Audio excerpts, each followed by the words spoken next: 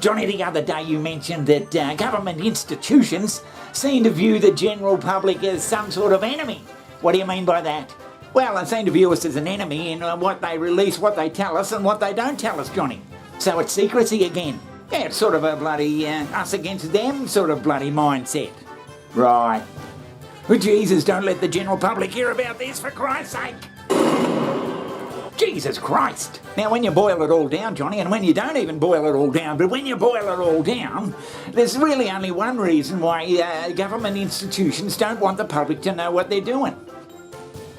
Why do you reckon that somewhere, somehow or another, they're not doing the right thing? I mean, why else would there be a bloody veil of secrecy? Oh, yeah, there doesn't seem to be any other reason. Something's going on they don't want the bloody, the general public to know, and you don't have to be some top secret bloody, black op operation to keep it secret. I'm talking about just general bloody business. Yeah, right. Why, are they doing some sort of bloody deals or something? Or were they going to do this or that? Or kickbacks or what? What are they so embarrassed about that they can't let the general public, who are paying for the bloody thing, have a decent look at the... Well, yeah, why don't they tell us these things? Because we'd probably say, Christ almighty, how much is that person getting? Why are we paying them 1.6 million a year?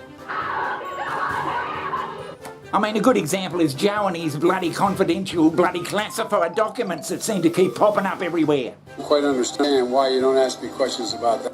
Not a good look there for Joe Biden, who wasn't happy with a reporter bringing up his hoarded classified documents. The president was speaking at a press conference on the Santa Cruz coastline when the exchange occurred. A reporter shouted a question at Joe Biden regarding the scandal, to which Biden replied, "You know what, quite frankly, bugs me is that we have a serious problem here we're talking about," in relation to the fact the question had nothing to do with the recent storm damage in California.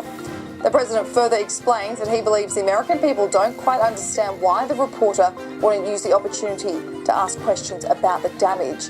But to put it simply, journalists, when in front of the president, need to seize the moment and ask their questions, given Biden hardly ever takes questions from reporters. Yeah, they found them here, they found them there, they found them everywhere. And the White House is just shut down, they won't comment on it. To be clear, I'm going to refer you to my colleagues at the White House counsel's office. They will be able to address that particular questions. I'm just not going to address something that is even related to an ongoing legal process. I mean, I'm having a hard time understanding why. I just said questions about procedure. And I just said to you, the White House counsel's office will be able to address that question. I normally would, asking questions to the council, asking questions to the president. What happened? Where were the documents found? What documents? If I do that... And when you have a compliant media that is to some degree funded by the same pharmaceutical companies and more broadly the same type of interest, and when you have a government that benefits from regulating and moral authority, it's weird, isn't it, how all this has taken place? And if you point that out or question it, you're a conspiracy theorist. Old Joe just clams up and the White House clams up and won't say a fucking word. I mean, did he leave these papers there or not? And if he did, why didn't he come out and say, oh, Jesus, you've got to be a bit more careful.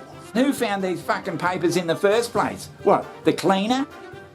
Again, Johnny, the question is, why aren't they bloody telling?